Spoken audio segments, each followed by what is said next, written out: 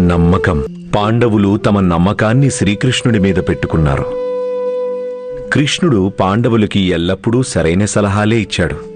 అలాగే కౌరవులు తమ నమ్మకాన్ని వాళ్ల మేనమామ శకుని మీద పెట్టుకున్నారు. శకుని బాల్యం నుంచి దుర్యోధనుడి మనసులో పాండవుల మీద ద్వేషాన్ని, విషాన్ని నింపాడు. దుర్యోధనుడు తమ పాండవ సోదరుల పట్ల ద్వేషాన్ని పెంచుకున్నాడు. దాని పర్యావసానమే పాచికల ఆట. దాని పర్యావసానమే ద్రౌపదికి అవమానం. ఇక దాని పర్యావసానమే మహాభారతం. ఒకవేళ కౌరవులు శకుని మీద అంధవిశ్వాసం ఉంచకపోతే అసలు ఈ యుద్ధమే జరుగుండేది కాదు. దీన్ని బట్టి మనకి తెలిసిన నీతేంటి? మన విశ్వాసమే మనకి అతిపెద్ద ఆయుధం. దీన్ని మనం ఎప్పుడూ తప్పుడు వ్యక్తుల చేతులకి అప్పగించకూడదు.